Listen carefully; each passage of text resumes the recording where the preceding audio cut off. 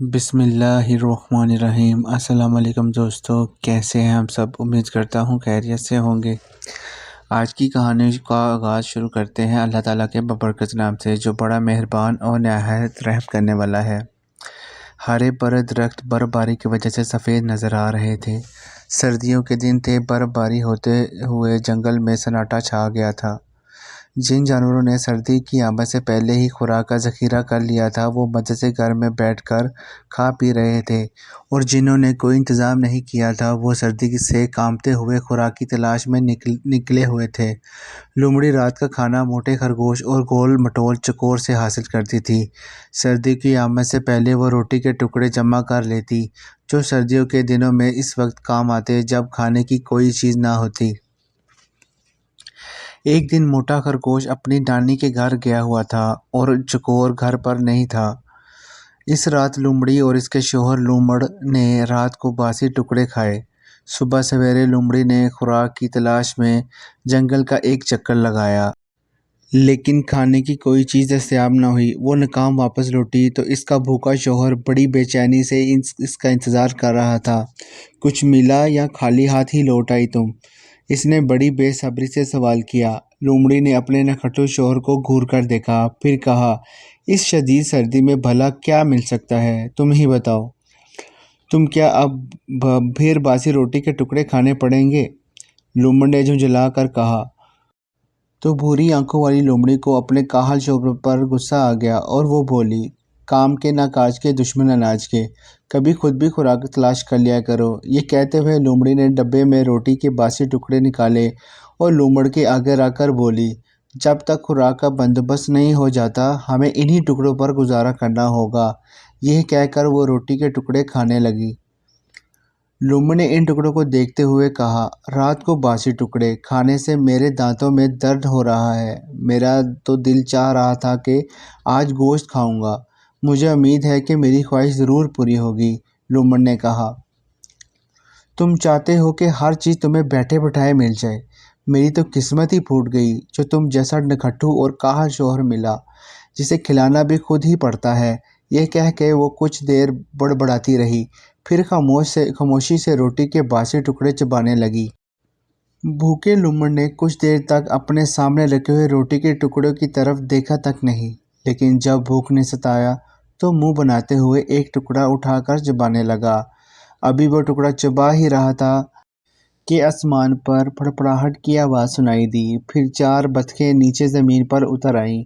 इन्होंने लोमड़ और लोमड़ी को रोटी के टुकड़े चबाते हुए देखा तो उनके करीब आ गई कि शायद वो रोटी के कुछ टुकड़े खाने के लिए फेंक दे।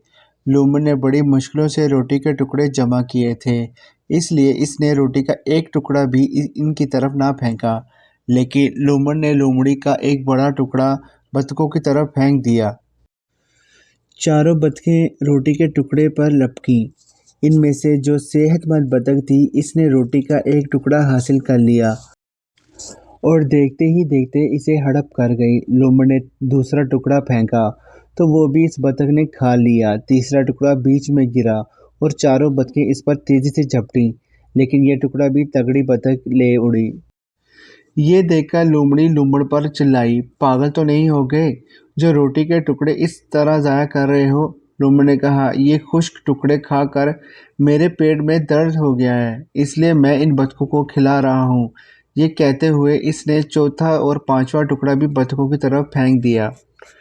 तगड़ी बतख ये टुकड़े भी खा गई। इसके साथी बतखों ने एहतजाज किया तो इसने इनको खूब पिटाई की।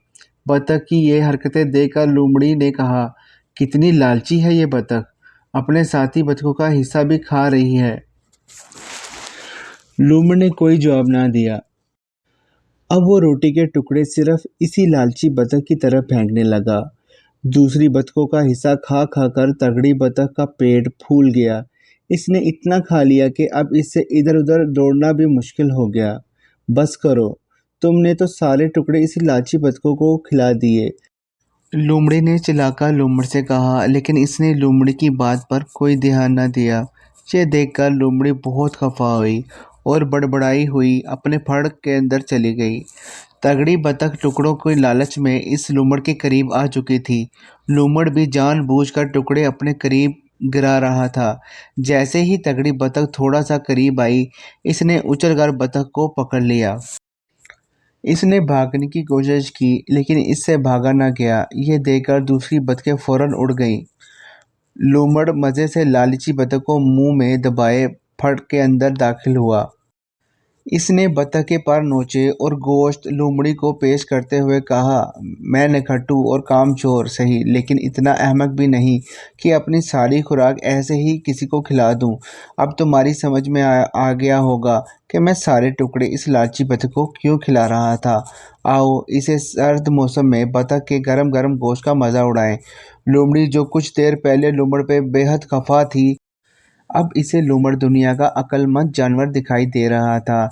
इसने कहा, तुम वाकई बहुत चालाक हो, मैं तुम्हें मान गई। इसके बाद दोनों ने मिलकर लाची बतख के मज़ेदार गोश्त की दावत उड़ाई। यकीन करता हूँ आपको मेरी ये कहानी पसंद आएगी।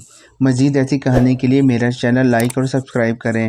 मैं जानता हूँ दोस्तों कि मेरी कहानी बयान करने का अंदाज़ इतना अच्छा नहीं है, लेकिन आप दोस्तों का साथ रहा तो इसमें मज़ीद बेहतरी आएगी और ऐसी मज़े मज़े की कहानियाँ आपके लिए लाता रहूँगा। शुक्रिया। अपना ख्याल रखिएगा। अल्लाह हाफ़िज़।